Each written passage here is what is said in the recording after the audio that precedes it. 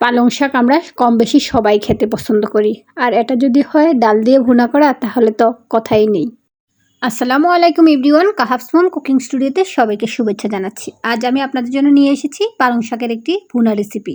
ডাল দিয়ে এভাবে পালং শাক ভুনা করলে ছোট বড় সবাই খেতে পছন্দ করবে, আর সেই রেসিপিটি আজ আমি আপনাদের সামনে উপস্থাপন করছি। এই রান্নাটি করতে খুব বেশি ঝামেলা নেই, ঘরে থাকা উপকরণ দিয়েই এই রান্নাটি করে ফেলা সম্ভব। চলুন পালং শাক ভুনা রেসিপিটি দেখে নিই।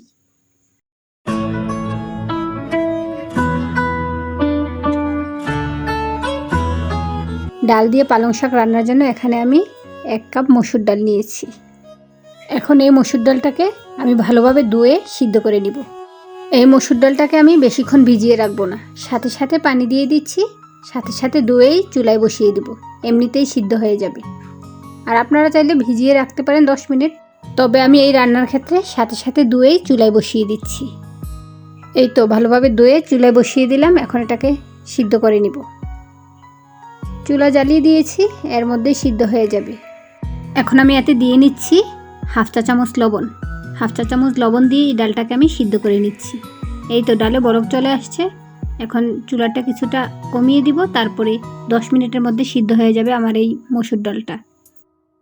এখানে আমি কোনো হলুদ ইউজ করছি না, হলুদ ছাড়াই সিদ্ধ করে নিচ্ছি এই মসুর ডালটা। আপনারা চাইলে দিয়ে নিতে পারেন, তবে এখানে আমি হলুদ দেওয়াটা প্রয়োজন বোধ করিনি, সেজন্য এখানে দিয়ে নিচ্ছি না, পরবর্তীতে দিয়ে নিব। এই তো অনেকটাই সিদ্ধ হয়ে এসেছে, পানিটাও অনেকটা শুকিয়ে এসেছে। এখন আমি ভালোভাবে চেক করে নিচ্ছি, পানিটা অনেকটাই শুকিয়েছে। এখন দিয়ে নিচ্ছি কেটে রাখা পালং শাকগুলো। পালং শাকগুলো একেবারে মিহি করে কাটিনি, কিছুটা বড় অবস্থায় কেটে রেখেছি, 1 ইঞ্চি বড় বড় করে কেটেছি। ডালের সাথে পালং শাকটা দিয়ে ভালোভাবে নেড়েচেড়ে মিশিয়ে দিচ্ছি।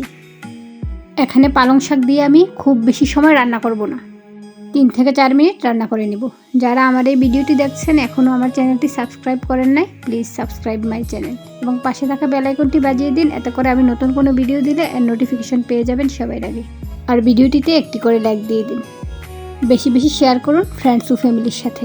আর যারা ইতিমধ্যে আমার চ্যানেলটি সাবস্ক্রাইব করেছেন তাদেরকে অসংখ্য ধন্যবাদ, তবে তারাও আমার এই ভিডিওটি বেশি বেশি শেয়ার করে দিন এবং একটি করে লাইক দিয়ে দিন। এই তো দেখুন ভালোভাবে নেড়েচেড়ে মিশিয়ে নিচ্ছি, অনেকটাই হয়ে এসেছে। এই ডালগুলোর সাথে পাতাটা মিশিয়ে ভালোভাবে বলক চলে আসলেই তারপরে উঠিয়ে নিব চুলা থেকে। আর এই মুহূর্তে চুলার আঁচ রেখেছি মিডিয়ামে, আর আমি স্প্যাচুলা দিয়ে নেড়েচেড়ে ভালোভাবে মিশিয়ে দিচ্ছি। এই তো পালং শাকটা এখানে মিশে এসেছে, এখন এটাকে তুলে নিচ্ছি চুলা থেকে। আর এদিকে একটা প্যান বসিয়ে দিয়েছি, এতে এখন দিয়ে দিচ্ছি তেল দিয়ে তেলটা গরম হয়ে আসলে এতে অ্যাড করে দিব পেঁয়াজ রসুন। এই তো তেলটা গরম হয়ে আসছে, এখন এতে দিয়ে নিচ্ছি কুচি করে রাখা রসুনটা। আগে আমি রসুনটা দিয়ে নিচ্ছি, রসুনটা দিয়ে একটু ভেজে নিচ্ছি, তারপরে দিয়ে নিব আদার্স উপকরণগুলো। এই তো রসুনটা কিছুটা ভাজা হয়ে আসছে, একেবারে লাল লাল করে ভাজবো না, কারণ পেঁয়াজ দেওয়ার পর এটাও ভাজা হবে। এখন দিয়ে নিচ্ছি পেঁয়াজ কুচি ও কুচি করে রাখা কাঁচামরিচ। এখন দিয়ে নিচ্ছি হলুদের গুঁড়া। হলুদের গুঁড়াটা আমি একেবারেই কম ইউজ করেছি। এখন ভালোভাবে নেড়েচেড়ে ভেজে নিচ্ছি। পেঁয়াজ ও রসুনটা গোল্ডেন ব্রাউন হয়ে আসলে দিয়ে দিব বাকি উপকরণগুলো। এই তো পেঁয়াজ ও রসুনের কালারটা গোল্ডেন ব্রাউন হয়ে এসেছে, এখন এতে আমি অ্যাড করে দিচ্ছি সিদ্ধ করে রাখা ডাল ও পালং শাকগুলো, দিয়ে ভালোভাবে নেড়েচেড়ে মিশিয়ে দিচ্ছি। পালং শাক ও ডালের এই ভুনাটা খেতে অনেক মজা, আর বাচ্চাদের জন্য একটি স্বাস্থ্যসম্মত খাবার।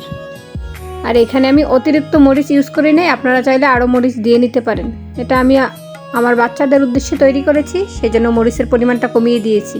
তবে আমি যখন খাবো তখন ভাজা মরিচ খাবো, তাই মরিচের পরিমাণটা এখানে কম দিয়েছি।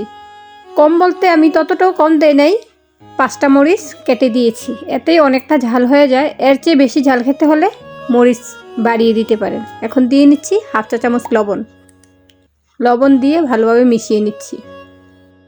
লবণটা এখানে কম দিয়েছি, কারণ ডাল সিদ্ধ করার সময়ও লবণ দিয়েছিলাম। অতিরিক্ত লবণ দেওয়ার প্রয়োজন নেই, তাই বুঝেই দিবেন লবণটা। শাকে বেশি লবণ হলে খেতে আবার ভালো লাগে না। এই তো অনেকটাই হয়ে এসেছে পালং শাকের এই ভুনাটি, দেখুন প্যান থেকে উঠে আসছে। আমি আরেকটু সময় জাল করে নিব, আরেকটু শুকিয়ে নিব, তারপরে উঠিয়ে নিব। আর আপনারা যদি ঝোল ঝোল খেতে চান তাহলে এখানে পানির পরিমাণটা বাড়িয়ে রেখেও খেতে পারেন, ওইটাও খেতেও ভালো লাগে, আমি ওইটাও খেয়েছি। এখন রেডি হয়ে গেল আমার এই পালং শাক বোনাটা। এই তো সার্ভ করার জন্য রেডি হয়ে গেল, আমি আপনাদের জন্য সার্ভ করে নিয়ে আসলাম। আর এই পালং শাকটা আমি কাঁচা মরিচ দিয়ে সার্ভ করেছি, আমি খাবো এই মরিচ দিয়ে, আর আমার হাজব্যান্ড খাবে শুকনো ভাজা মরিচ দিয়ে। এই রেসিপিটি আপনারা বাসায় একবার করে খাবেন, তাহলে বুঝবেন আসলে এর স্বাদটা কতটুকু।